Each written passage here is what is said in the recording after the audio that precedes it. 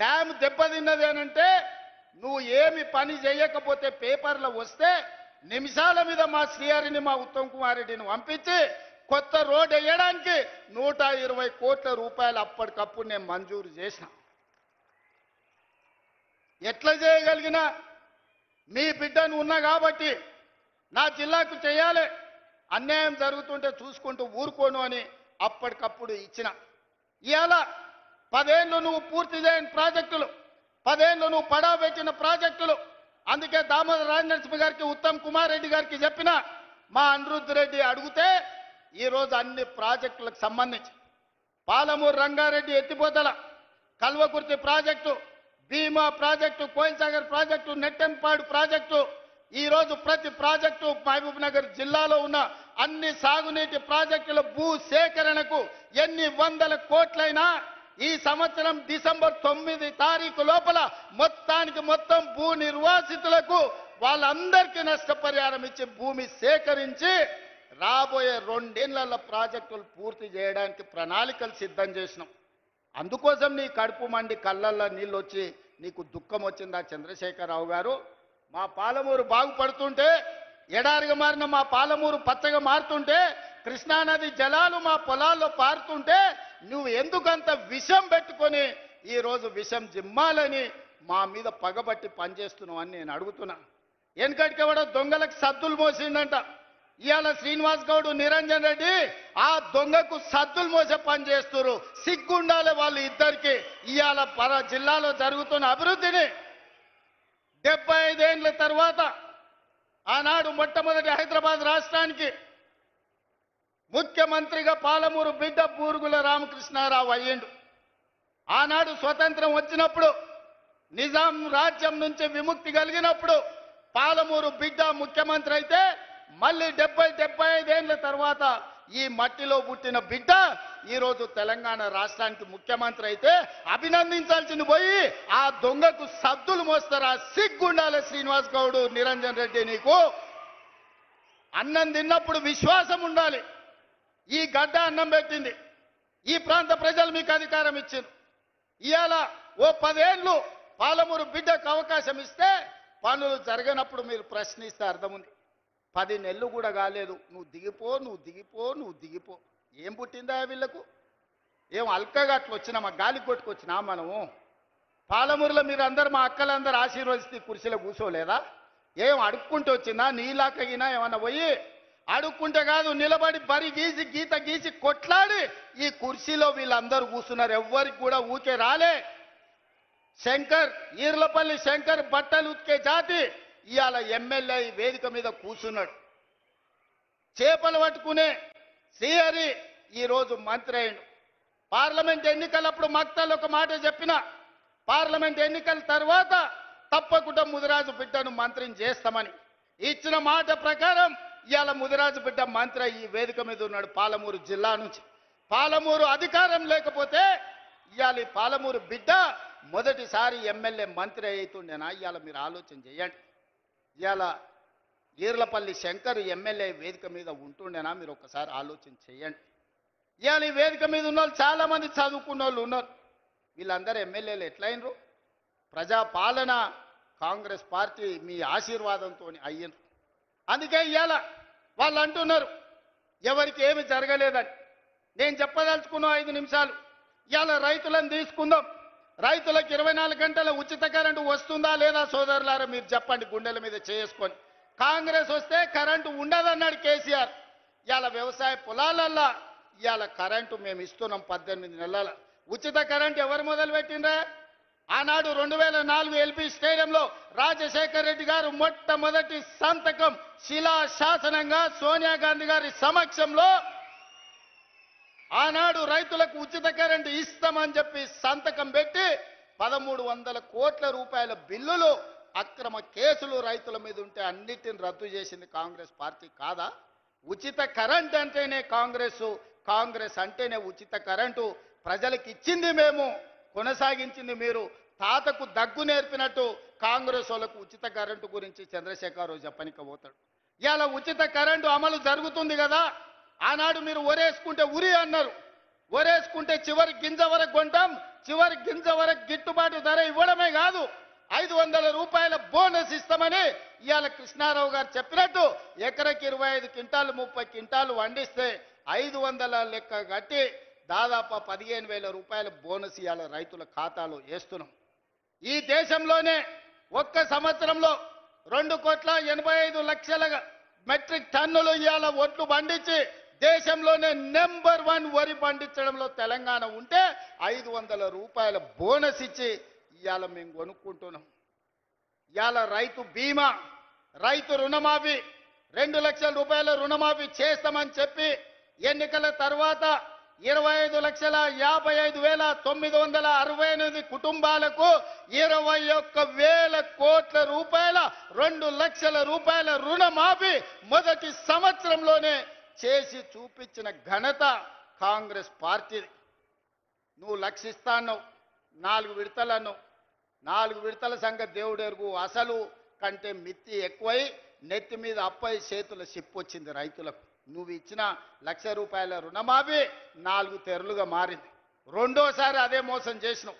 నువ్వు 2 సార్లు కలిపి 10 ఏళ్లల్లా నువ్వు ఇచ్చింది లెక్క కడితే మిత్తి ఓను 16,000 కోట్ల రూపాయలు ఇస్తే మొదటి సంవత్సరంలోనే 21,000 కోట్ల రూపాయలు రైతుల ఖాతా వేసి రైతుల రుణం తీరడమే కాదు, రైతుల రుణం మేము తీర్చుకున్నాం. రైతులు బ్యాంకుకు రుణం తీర్చుకుంటే కాంగ్రెస్ పార్టీ ప్రజా పాలన రైతులు ఆశీర్వదించినందుకు వాళ్ళ రుణం మేం తీర్చుకున్నాం.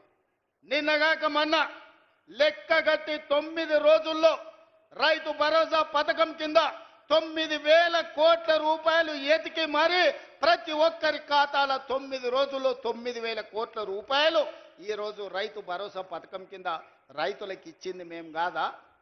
ఇవాళ పామాయిల్ వేస్తే ప్రోత్సహించింది మేం కాదా? ఇవాళ రైతులను ఆదుకుంటున్న ప్రభుత్వం మాది కాదా? ఇవాళ ఏ రైతు కష్టాలలో ఉన్నా ఆ రైతులను ఆదుకునే ప్రయత్నం మా ప్రభుత్వం చేస్తలేదా? ఇవాళ మూలన తండాలలో, గూడాలలో, మారుమూల పల్లెల్లో ఉన్న రైతుల సమస్యలు పరిష్కరించడానికి నిరంతరం మా ఎమ్మెల్యేలు, మా మంత్రులు, మా ప్రభుత్వ యంత్రాంగం ఈరోజు ప్రజలకి వెళ్ళి రైతులను ఆదుకునే ప్రయత్నం చేస్తున్నాం. చంద్రశేఖరరావు ఫామ్ హౌస్లో పండుకొని నువ్వు పండించిన ఒడ్లు 4,200కు కావేరీ సీడ్స్ అమ్ముకోవడం కాదు, ఇవాళ 500 రూపాయల బోనస్ ఇచ్చి రైతులు పేదలు పండించిన ఒడ్లు నేను కొంటున్నా, కావాలంటే కల్లాలకు రా. మా అక్కలు నిర్వహిస్తున్న ఐకేపీ కేంద్రాలకు 8,000 ఐకేపీ కేంద్రాలు ఇవాళ మా ఆడబిడ్డలు, మా అక్కలు పెట్టి రైతులు పండించిన పంటలు ఈరోజు మేము కొనుగోలు చేస్తున్నాం. ఇవాళ తెలంగాణ రైతాంగం సంతోషంగా ఉండి ఉచిత కరెంటు వచ్చి ప్రాజెక్టులు ఒకటొకటిగా కొలిక్కి తెస్తూ వాళ్ళు పండించిన పంట కొంటూ రైతు రుణమాఫీ చేసి రైతు భరోసా వాళ్ళ ఖాతాలలో వేస్తుంటే రైతులు సంతోషంగా ఉంటే మీ కడుపు మంటతోని మీకు కళ్ళల్లో దుఃఖం వచ్చింది, నీళ్లు గారినాయి. మీ దుఃఖానికి కారణం రైతులు సంతోషంగా ఉండడమే తప్ప ఇంకొక కారణం కాదు. అదేవిధంగా మహిళలు, మా అక్కలీడు ఉన్నారు, ఆలోచన చేయాలి. మా ఆడబిడ్డలు చాలామంది చదువుకున్నారు, పెళ్ళి అత్తగారింటికి వచ్చినందుకు గ్రామాలలో ఉంటున్నారు. వాళ్ళు ఆలోచన చేయాలి. 2014 నుంచి 2019 వరకు ఒక్క మహిళనన్న మంత్రి ఉండే నా చంద్రశేఖరరావు మంత్రివర్గం లెక్క ఒక్క మంత్రి కూడా ఇయ్యలే. 5 ఏళ్ళు మంత్రి లేని మంత్రివర్గం ఈ దేశంలో స్వతంత్రం వచ్చినప్పటి నుంచి ఏదైనా దుర్మార్గమైన ప్రభుత్వం ఉన్నదంటే అది చంద్రశేఖరరావు ప్రభుత్వం. ఆడపిల్లలంటే వంటింటి కుందేళ్లే, ఇంట్లో వండి పెట్టాలి, ఇంటి ఆయనకు బట్టలు ఉతికి పెట్టాలనే ఆలోచన చంద్రశేఖరరావుది. అది పాపిష్టి ఆలోచన. అందుకే అట్లా కాదు, మా అక్కల్ని 1,00,000 మందిని కోటీశ్వరులను చెయ్యాలి, మహిళా సంఘాలను ప్రోత్సహించాలని మొదటి సంవత్సరంలోనే వడ్డీ లేని రుణాలు 21,000 కోట్ల రూపాయలు ఇచ్చి స్వయం సహాయక సంఘాలను మా ఆడబిడ్డల్ని హక్కున చేర్చుకొని నేను ఏడికి పోయినా, ఏడ మీటింగ్ పెట్టినా మా ఆడబిడ్డల్ని కలుస్తున్నా, వాళ్ళతో మాట్లాడుతున్నా, వాళ్ళని అడుగుతున్నా, అక్క ఎట్లా సంసారం ఎట్లా బాగు చేద్దాం చెప్పురని. నేను గ్రామాల నుంచి వచ్చిన అక్క, ఈయనే ఒంగూరు మండలం పక్కనే కొండరెడ్డిపల్లి. నాకు తెలుసు నగదు అక్క దగ్గర ఉంటే పిల్లల చదువులకు వస్తాయి, ఇంటి ఖర్చులకు వస్తాయి. ఇంటి ఆయన చేతుల నగదు ఉంటే సాయంత్రం పోయి పాపిస్టోడు పెట్టిన బెల్ట్ షాపులు ఇచ్చి వస్తాడు. అవునా కాదా అక్క చెప్పు? నువ్వేమన్నా పోకల డబ్బల్లో అన్నో ఇన్నో దాచుకుంటే సాయంత్రం అక్కడిక్కడ ఎత్తే అవి కూడా గుచ్చుకపోతాడు. ఇవ్వకపోతే 2 దెబ్బలు కూడా వేస్తాడు.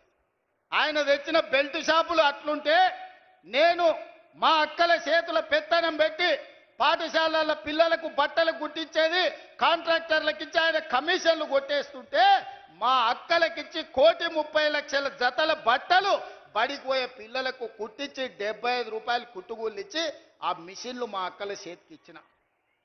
అమ్మ ఆదర్శ పాఠశాల పేరు మీద పాఠశాలల నిర్వహణ మా అక్కల చేతిలో పెట్టిన. ఎందుకంటే మా గ్రామాలలో ఉండే పేదోళ్ళ ఆడబిడ్డలే సర్కారు బడికి పోతున్నారు. ఆ సర్కారు బడి ఎవరో అధికారి నిర్వహిస్తే అది చక్కగా ఉండదని అమ్మ ఆదర్శ పాఠశాల పెట్టి ఆడబిడ్డలకే చెప్పిన. పిల్లల అటెండెన్స్ మీ పంతులు తీసుకుంటే పంతుళ్ళ అటెండెన్స్ మా అక్కలు తీసుకునేటట్టు చేసిన. ఎందుకంటే పంతుళ్ళు అప్పుడప్పుడు వస్తుంటారు, రారు, మీరు లెక్క కట్టురి, వాళ్ళకి లక్షల కొద్ది జీతాలు ఇస్తున్నాం, వస్తురా లేదా మీరు చూడురా అని. బల్లె పిల్లలకు తాగనీకి మంచినీళ్ళు ఉన్నాయా? బాత్రూంలో ఆడపిల్లలు పోతే ఊరు మధ్యలో పడి ఉంటే ఆడపిల్ల బాత్రూమ్ పోవాలంటే కష్టంగా ఉంటుంది. ఆ బాత్రూంలు కట్టి ఆడబిడ్డలను ఆదుకోండి అని మా అక్కల చేతులు పెట్టిన బడి. ఇవాళ బల్ల నిర్వహణ మా ఆడబిడ్డల చేతులు పెట్టిన మాట వాస్తవం కాదా? ఇవాళ ప్రభుత్వ కార్యాలయాలలో క్యాంటీన్లు ఎవరి చేతుల్లో ఉంటే ఇందిరా మహిళా శక్తి క్యాంటీన్లని collector office, SP office, MRO office, ప్రభుత్వ దవాఖానాలు, సెక్రటేరియట్ నుంచి మొదలు పెడితే శిల్పారామం వరకు ఈరోజు ప్రభుత్వ కార్యాలయాలలో ఇందిరా మహిళా శక్తి క్యాంటీన్లు పెట్టి మా స్వయం సహాయక సంఘాలు మా ఆడబిడ్డల చేతుల్లో పెట్టి నగదు వాళ్ళ చేతుల్లో ఉండాలి, వాళ్ళు వ్యాపారాలు చెయ్యాలని ఈరోజు మీకు ఇచ్చిన మాట వాస్తవం కాదా? ఇవాళ నేను అడుగుతున్న చంద్రశేఖరరావును, ఏనాడన్నా పెట్రోల్ బంకులు మా ఆడబిడ్డలకు ఇవ్వాలని చూసినవా? రిలయన్స్కి ఇవ్వాలి పెట్రోల్ బంకులు, సోలార్ పవర్లు అదానికి ఇవ్వాలని నువ్వు మోడీ పోటీ పడితే ఇవాళ జిల్లా కేంద్రాలలో పెట్రోల్ బంకులకు ప్రభుత్వ స్థలం ఇచ్చి అవి నిర్వహించుకునే బాధ్యత మా అక్కలకిచ్చి ఇవాళ పెట్రోల్ బంకుల యజమానులను మా ఆడబిడ్డలు చేసినాం. రిలయన్స్ తోని పోటీ, అంబానీతోని పోటీ పడే విధంగా మా ఆడబిడ్డల్ని ఇవాళ తీర్చిదిద్దినం. ఇదే కాదు, ఈరోజు సోలార్ విద్యుత్తు ఇంటికి ఉచిత విద్యుత్తు తీసుకోవడం కాదు, ఇవాళ సోలార్ విద్యుత్తు అంబానీతో అదానితో పోటీ పడే విధంగా 1000 మెగావాట్లు సోలార్ విద్యుత్ ఉత్పత్తి చేసే కాంట్రాక్టు ఒప్పందాలు మా ఆడబిడ్డలకు ఇచ్చి ఈరోజు ప్రభుత్వంతో ఒప్పందాలు చేసి కోట్ల రూపాయల వ్యాపారం సోలార్ విద్యుత్ ఉత్పత్తి ఈరోజు 1000 మెగావాట్లు మా ఆడబిడ్డలకి ఇవాళ ఇచ్చిన. మా అక్కలకి ఎప్పుడైనా నువ్వు ఇట్లా చేయాలని ఆలోచన చేసినవా చంద్రశేఖరరావు? నీకు ఆలోచన వచ్చిందా? పెట్రోల్ బంకులు ఇచ్చినాం, సోలార్ విద్యుత్ ప్లాంట్లు ఇచ్చినాం, ఆర్టీసీలో ఆడబిడ్డలకు ఉచిత ప్రయాణానికి సౌకర్యం కల్పించినాం. ఆ ఎల్ల మా అక్కలు కురుమూర్తి జాతర పోవాలంటే, లేకపోతే వనపర్తి నాగవరం జాతరకు పోవాలని, రాజనగరం జాతరకు పోవాలంటే ఇంటి ఆయన నగదు ఇవ్వాలి. ఆయన లేవుపో మళ్ళీ చూద్దామంటే మళ్ళీ ఎన్నడో వచ్చినాడు. అమ్మగారింటికి దసరాకో దీపాలకు పోయొస్తా అంటే ఇప్పుడు కిరాయి పైసలు ఏడున్నాయి పో అనేటోడు. అమ్మవారిని దర్శించుకోవాలన్నా, అమ్మగారి ఇంటికి పోవాలన్నా మా అక్కలు అడుక్కునే పరిస్థితి. ఇవాళ ఆర్టీసీ బస్సు నేను మీ తమ్ముడు ముఖ్యమంత్రి అయినాక మా అక్కల్ని అందరు నడుతున్న, ఇక్కడ ఉన్నోళ్ళని అక్కడ ఉన్నోళ్ళని, ₹1 ఎవరన్నా అడిగినరా అక్క బస్సులో మిమ్మల్ని?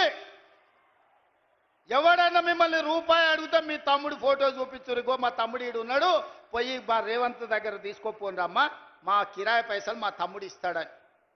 ఇవాళ ఏడికి పోయినా మీకు ఉచితంగా బస్సులో పోయే ప్రయాణం మీ తమ్ముడు తెచ్చిండు కదా అక్క, తెచ్చిండా లేదా? స్వతంత్రం వచ్చినప్పటి నుంచి ఎప్పుడైనా ఆడబిడ్డలు ఆర్టీసీలో ఉచితంగా ప్రయాణం చేసిండ్రా? ఇవాళ మా అక్కలకు ఉచిత ప్రయాణానికి 6500 కోట్లు ఖర్చు పెట్టిన ఈ 18 నెలల. ఇవాళ బస్సులో ఉచిత ప్రయాణమే కాదు, ఆనాడు ఆర్టీసీకి ప్రైవేటు పెద్ద కంపెనీలు బస్సులు కొని కిరాయికి పెట్టి కోట్ల రూపాయలు వాళ్ళు సంపాదించుకుంటారు. అరే నీ అమ్మ, ఇట్లా కూడా సంపాదించుకునేది ఎందుకని ఇవాళ 1000 బస్సులు మా సంఘాలకు కొనిచ్చి ఆర్టీసీ కిరాయికి పెట్టినాం. మా అక్కలందరూ ఇవాళ 1000 బస్సులకు యజమానులైనరు. ఉచితంగా బస్సు ప్రయాణం కాదు, 1000 బస్సులకు యజమానులై ఈ బస్సులు మావి అని మా ఆడబిడ్డలు ధైర్యంగా గుండె మీద చేసుకొని చెప్పేటట్టు ఇవాళ తీర్చిదిద్దిన మా అక్కల కోసం నేను కష్టపడుతున్నాను. ఎందుకంటే ఇంట్లో అక్క కష్టం నాకు తెలుసు. అదేవిధంగా చంద్రశేఖరరావు ఆయన కొడుకు సెల్ఫీలు దిగుతారు, సెల్ఫీ డబ్బాలు కొడతారు. ఏడా? కాంగ్రెస్ కట్టిన శిల్పారామం దగ్గర ఐటీ కంపెనీలు తెచ్చినా భూములు ఇచ్చినా అంటాడు. నువ్వు ఐటీ కంపెనీలు తెచ్చి భూములు ఇచ్చినవో లేదో కానీ మా ఇందిరా మహిళా శక్తికి 100 కోట్ల రూపాయల భూమి హైటెక్ సిటీ పక్కన శిల్పారామాన్ని ఆనుకొని ఎకరాల కొద్ది భూమి ఇచ్చి 150 షాపులు తెరిపించి గ్రామాలల్లా తండాలల్లా గూడాలల్లా మా ఆడబిడ్డలు తయారు చేసిన వస్తువులు తిను బండారాలు ఇవాళ శిల్పారామం పక్కన ఈరోజు ప్రదర్శన పెట్టి ప్రపంచంతోనే మా ఆడబిడ్డలు పోటీ పడుతున్నారు. మా అక్కలు మా చెల్లెళ్ళు తయారు చేసిన ఉత్పత్తి వస్తువులను భారత్ సమ్మిట్ ద్వారా 108 దేశాల నుంచి దిగ్గజాలను పిలిపిస్తే అక్కడికి వచ్చి మా అక్కలు చేసిన పనులను అన్ని చూసిరు. ఇదే కాదు, మొన్న జరిగిన ప్రపంచ సుందరి పోటీలు జరిగినాయి. ప్రపంచంలోనే సుందర పోటీలు హైదరాబాద్లో జరిగితే 118 దేశాల నుంచి వచ్చిన వాళ్ళు అక్కడ స్టాల్స్, ఇందిరా మహిళా శక్తి స్టాల్స్ మా అక్కలు నిర్వహిస్తుంటే అక్కడికి వచ్చి 3 గంటలు ఉండి మా అక్కలు వ్యాపారం ఎట్లా చేస్తుర్రు, మా అక్కలు వస్తువులు ఎట్లా ఉత్పత్తి చేస్తుర్రు ప్రపంచ దేశాల నుంచి వచ్చి చూసి మా అక్కల నుంచి నేర్చుకొని పోయినరు. ఎన్నడన్నా చంద్రశేఖర్ రావు నువ్వు ఆలోచన చేసినావా? నీ బిడ్డకు బంజారాహిల్స్లో బంగ్లా కట్టాలనుకున్నావు, నీ కొడుకు జన్వాడలో ఫామ్ హౌస్ కట్టియాలనుకున్నావు, కానీ మా ఆడబిడ్డలకు హైటెక్ సిటీ పక్కన వ్యాపారం చేసుకోవడానికి నువ్వు ఏదైనా ఒక గుంట భూమి అయినా ఒక గజం భూమి అయినా ఇవ్వాలనుకున్నావా? 3.5 ఎకరాలు నేను 100 కోట్ల రూపాయల భూమి మా అక్కలకిచ్చి 150 షాపులు కట్టి వాళ్ళు ఉత్పత్తి చేసే వస్తువులను అక్కడ ప్రపంచ దేశాలకు ఎగుమతి చేసే విధంగా ఇవాళ మా అక్కలను తీర్చిదిద్దే ప్రయత్నం చేస్తున్నా.